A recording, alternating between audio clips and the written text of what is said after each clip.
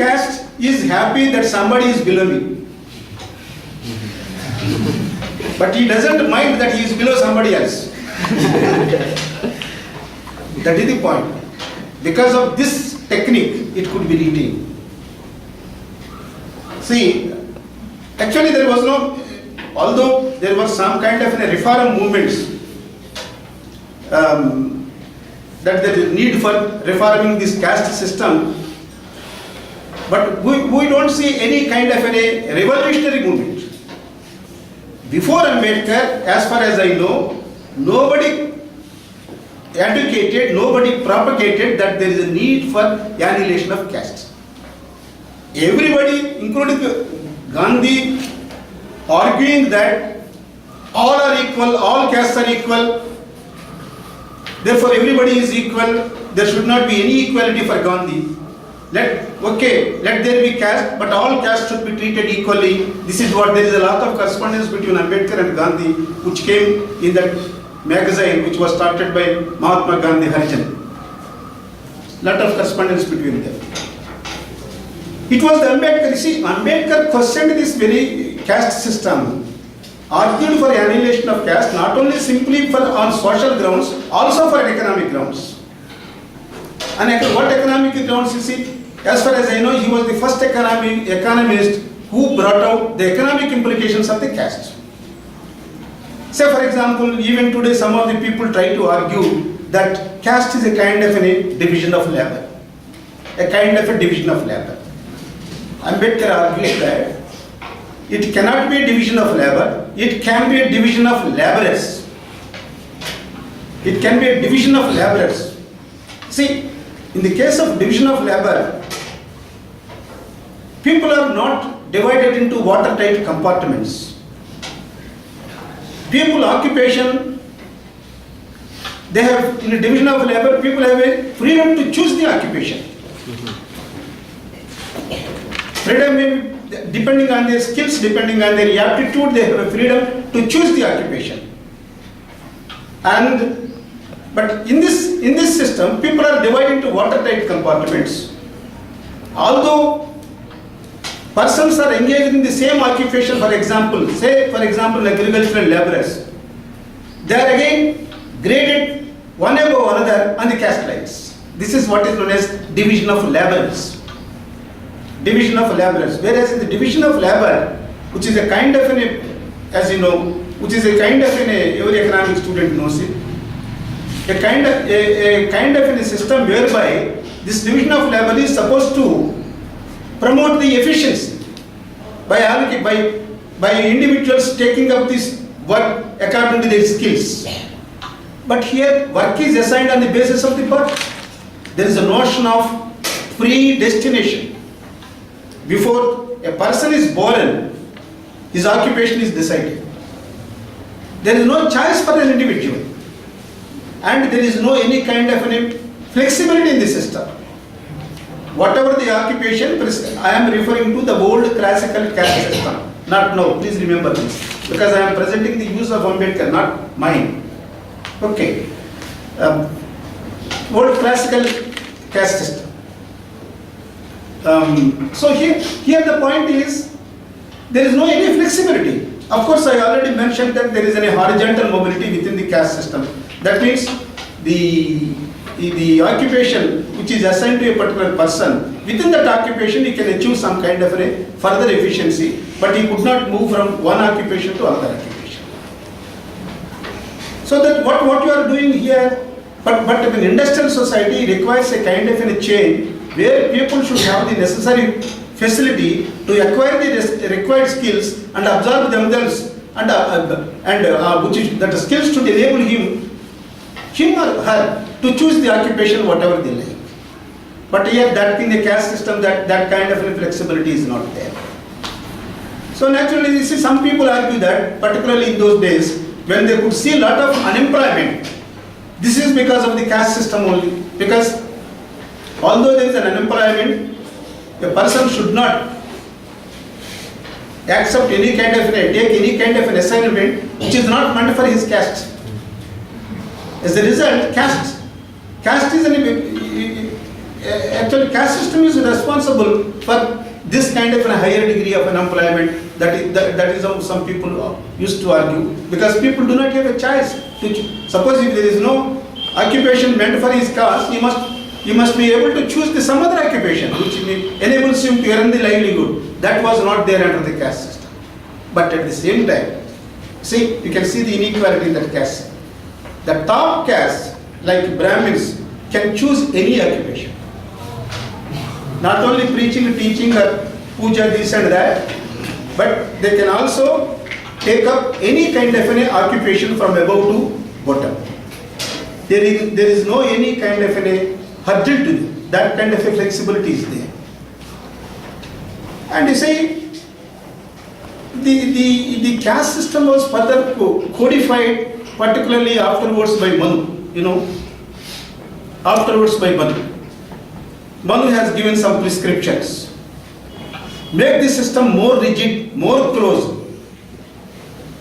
More rigid and more closed. After Manusmriti, what has happened? Particularly the lower strata do not have any kind of rights. Only even in the upper strata also, first three groups, the top strata can read, write and preach. The remaining two castes, they can only read, they can only listen, but they can't teach. They can't teach. And as per the caste rules, it is only the, please do not misunderstand me, I am presenting Ambedkar, I repeatedly am telling. Present system is entirely different. The system to which I am referring, a classical caste system in those days. The society also expects, as per these rules, because only that particular community person, Brahmin community person should teach, not the others. Therefore, Vaishyas and the Kshatriyas can read and write, but they can't teach. Such a rigidity was there. And as far as the occupations are concerned, I repeatedly said, only assigned occupations by the caste, irrespective of skills and birth. But at the same time, the top caste has a flexibility and a freedom to choose any occupation according to the need. He can also fight. He can also hold sword. Whereas lower caste, majority of these Sudras, Sudra is the dominant caste, combining all these non-Brahmin caste. So I mean to say, when I say Sudra is not exactly non-Brahmin caste, excluding Kshatriyas and Vaishyas in that system, I am referring to Sudra. It is the largest group, largest class, but they don't have a right to hold this sword. They don't have a right to hold this sword. Somewhere else, Ambedkar also argues that India became slave to many foreigners because larger section of the people do not participate in the war, do not have the right to participate, do not have the right to hold the sword. That was also one of the reasons somewhere else he says. The point I try to say is, as a result, India became a slave to many others. Now, what are these economic implications? And because of this rigidity, you can't choose the occupation whatever you like. But in economics, we continuously teach free mobility, perfect competition, this and that, they are essential for the faster growth, this and that. But under this system, such a facility is not there. And as a result, because occupations are assigned by birth, there is no competition among the different groups for an employment, for occupation. It is a segregated market. It is a segregated labor market where X-caste person cannot participate in the occupation which is meant for Y. As a result, there is no competitive element.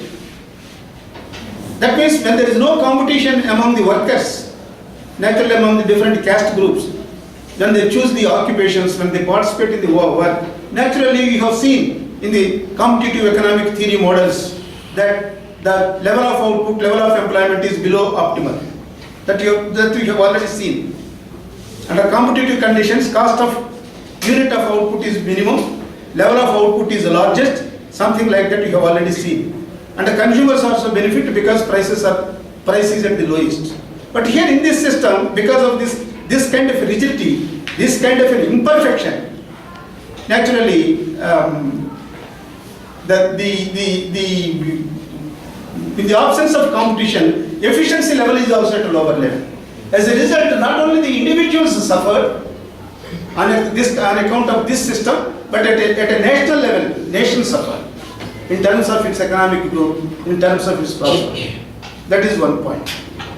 Now, of course, economic theory also says that whenever this kind of imperfections are there in the market, either labor market or the product market, there is a need for intervention to correct the situation. Intervention by the state. So under these circumstances, to correct the situation, to provide the equal access, Ambedkar was making in those days, particularly before independence, that there is a need for a state intervention to give a kind of affirmative action so that other people who are bypassed also will have some kind of access to the access, so that the participation will be improving. It is very much required in the interest of the individuals as well as in the interest of the nation, given this kind of an imperfect situation. This is just one aspect. Now, this caste was, different theories were there. One was division of labor. Ambedkar did not agree for that. He says it is only a division of laborers. And he concludes that, from this point of view, that this caste is a very harmful economic organization. As I was mentioning, it has a byproduct. The byproduct of the untouchability. You see, if you read that Annihilation of Caste, you can see number of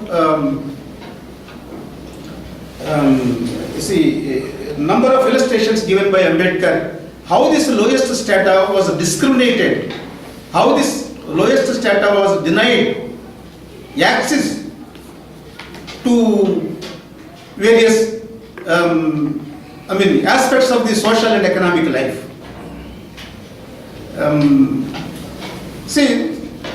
The point I try to say is, now because of this kind of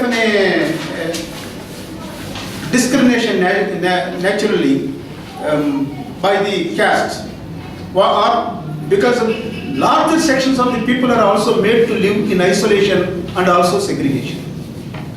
Okay. And why this is a harmful economic organization, again another point, I already explained different points. On the basis of this untouchability, he says, these depressed classes were also supposed to accept whatever that was given by the master for his work. And also they have to render different services in a village without expecting any kind of a remuneration. In case they do not accept this kind of social code imposed by the upper strata of the village, the weapon that is used in this caste system was social boycott, excommunication or social boycott. Okay. Now, excommunication, you know what is excommunication, and social boycott. They were told that if you do not obey these rules, if you do not perform these duties as prescribed by us, you should quit the village. You should leave. See, in a Gujarat village called Kavita, for example, there was a kind of a social prescription by the upper strata that depressed class children should not go for any school education. And somebody who has the necessary courage sent his child to the school. And the hardships that not only that family, the whole village, particularly this depressed classes hamlet, what kind of tyranny they have suffered from, one cannot explain. I mean, if you read Ambedkar, you will understand. Even when the matter was reported to Gandhi by these people, the solution he said was, you pray God. One can read, instead of antagonizing the relations further, something like that he was suggesting. No, just I am giving only like that, so many examples one can cite. That was the situation on that day. So these people are supposed to obey these kind of social rules prescribed by the caste, and in case they don't obey it, in case they violate it, they were subject to lot of hardships. So you can see what kind of a discrimination against them the caste rules have propagated or prescribed. One can clearly understand. Here the point is, as an economist, because of this kind of a segregation or isolation or social and economic discrimination, not only these individual groups suffered, also country has suffered. That is the point I try to say. Therefore, as an economic organization, it is very, Ambedkar's view is, it is not an efficient organization, and moreover, it becomes a stumbling block, if I have to use the word Ambedkar's view. It becomes a stumbling block in the path of the progress. That is what he says. So this is one argument. Other one, as a social organization. As a social organization, he says it did not promote harmony. It did not promote harmony. He also has gone to the extent of saying that, you see, under the caste system, every caste person is more particular of his own caste and his own caste interest. His own caste interest. Nobody is bothered about the nation and about the others. That is caste system. Therefore, under these circumstances, the question of promoting nationhood doesn't arise. Because people born in the particular caste, they are worried about their own caste, the protection of their caste, not about the rest of the society, not about the nation.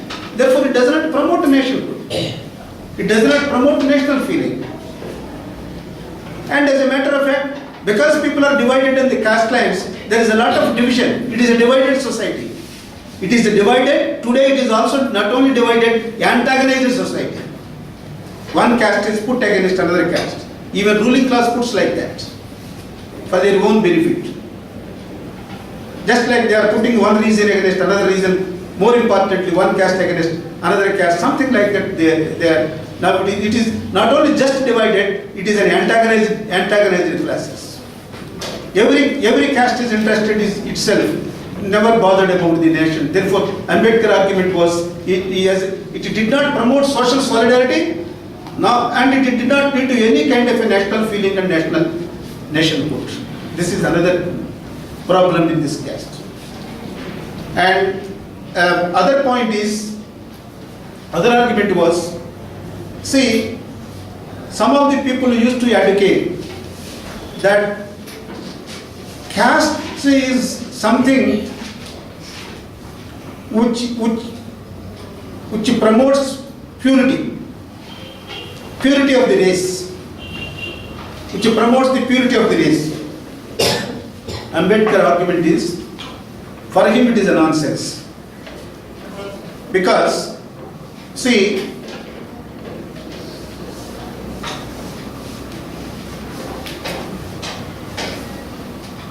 his view was mainly that long ago, historically, long ago, in the world, even at international level, the races were mixed. No race is pure today, not today, even long ago. Long ago they were mixed, races were mixed. There is no race which can be said as a pure race. Blood fusion, intermingling, and all this took place long ago. For example, in India, people came to this path long ago from different parts. Indian people comprised of several races. Aryans, Dravidians, Mongolites, like that. Nothing is pure. This is known to everybody. Even for the people who say that caste is a kind of something which protects the purity of the race. There is no pureness. He questions, for example, you take Indian caste system and the reality, existing reality, that what kind of a racial affinity is there between a Punjab Brahmin and a Madras Brahmin? what kind of a racial difference is there between a Punjab Brahmin and a Punjab Chamar? Within the Punjab, for example, between a Brahmin and a Chamar, you don't see any difference from the point of view of race or color, whatever it may be. Similarly, you don't find much affinity from a Brahmin of a Punjab and from a Brahmin of a South India, something like that. So therefore, arguing that this caste system is something which protects the purity and the purity of the race, this and that, it is totally meaningless. Long-Langevi's point was, it is that the races were mixed. There is no race which can be called as a pure race, not only in India, even at the global level. This is his main argument as far as race argument is concerned. Now, other things. Okay. He was a better critical. This brief discussion clarifies that he is a better critic of caste system, and there is a need for annihilation of caste, not only from the point of view of the individual caste, also from the point of view of the nation. That is the main argument. But what kind of a thing he has suggested? He was, as an alternative, what was he suggesting?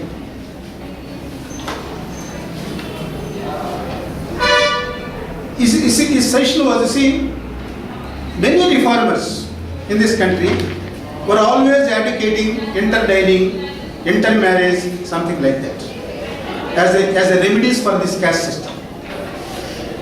But Ambedkar here also differs. Intermarriage, interdining, something like this, okay, will definitely reduce the rigidity of the caste. Will definitely reduce the rigidity of the caste. But it will not solve the problem. Interesting thing is, even today, the progeny of the intercaste married couple ends up in some caste, either parent caste, either father's caste or mother's caste. Up now, Supreme Court judgment is there, automatically that progeny will have father's caste now. Previously, either this or that some. They will be ending up with some caste. Again, caste will be there. Today we are seeing. Ambedkar definitely, it will reduce its rigidity, but at the same time, it will not solve the basic problem.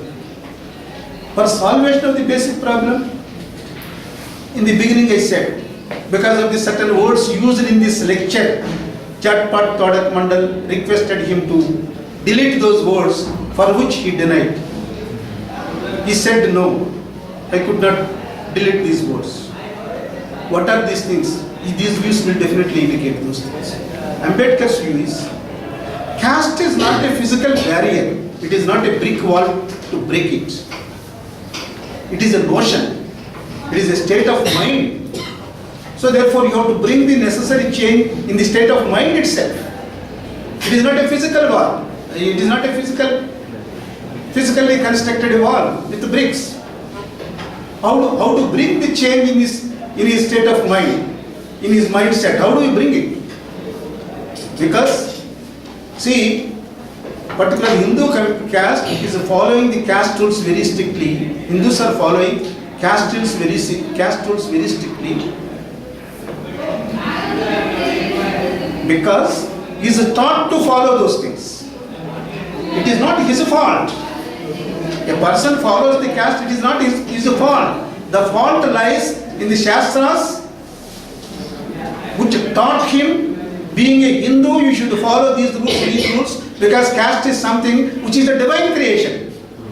It was educated, it was propagated. That, on the basis of the Shastras, I was quoting Manudharma Shastra. Details I did not go, because for the caste violators, Manu's punishments are very harsh, even very difficult to spell out those things.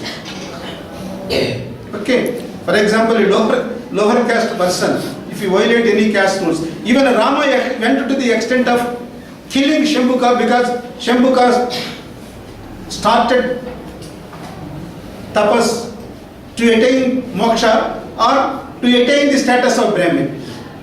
Being a king, it was the job of the Rama to protect that existing social order. you may call it as a Varna system or whatever it may be, existing order. A Shodra is not about to perform the tapas, it is the duty of a Brahmin. When complaint went to him, he mercilessly cut his head with his powerful arrow. Everybody knows that. Because it was the job of Rama, it was the job of Rama in the sense king, that he has to preserve that order, social order. This is what was, if you understand carefully, these smritis and the dharma shastras, I do not mean that I have read all those things, but I understand something only through Ambedkar. So, you see that dharma means only this only. One has to preserve the dharma. If you follow the dharma will, if you protect the dharma will protect you. All these things, what is this dharma? Particularly this dharma is preserving the existing social order is a very important dharma. That was the role of the king. That was the role of the king. Therefore, that is how he did it. Similarly, here also, these Shastras and Smritis have taught this a Hindu poor person that being a Hindu, strictly you should observe these things. And observing untouchability is also a part of that. And then only you are a real Hindu. Then only you are a true Hindu. Actually, there is a different, I will come to this word Hindu also later. Let me finish this. The point is, here I try to say, because he is made to believe like that. It is a divine creation, therefore all its prescriptions one has to follow very carefully. It is your job of preserving those things. It is the dharma, your dharma. You have to follow that. Something like that he was taught. Therefore, he believes it, he follows it, he practices it. More interestingly, even today, when you look at the SC/ST Commission reports, where they talk of untouchability and all these things and different classes problems, most of these problems, particularly the problem of untouchability, one could see from those reports, exists more in the most backward rural areas, because people were illiterate. Still they were under the domination, under the influence of these traditional dharmasas, whatever it may be. That was also one of the reasons. So these fellows are following it. Therefore you can't accuse them, you can't blame them. It is the fault of those Shastras which taught like that. Therefore his argument was, there is a need for making the people to give up that faith in those Shastras. How do you do that? Again he says, we can do that only by destroying these dharmas, the dharma Shastras, whatever it may be. They are not a divine creation. They are man-made. They are prescribed by people. People should be made to believe like that. Therefore, he went to the extent of burning Manusmriti. I don't exactly remember that year. In December some year, he burned that Manusmriti in the open ground. So, now, therefore his solution was that there is a need for destroying these kind of religious scripts, particularly these religious scripts, so that people should change their, state of mind and understand that these are only man-made, not the divine creation, this and that. Then only you can bring the necessary, you actually work for the removal of the caste or annihilation of the caste. See, for a period of time, this became a big evil, this caste itself. But unfortunately, in the post-independence period, again the situation is different. But Ambedkar was firmly in favor of annihilating the caste. Now, when I used this word Hindu, it has a small history. That history was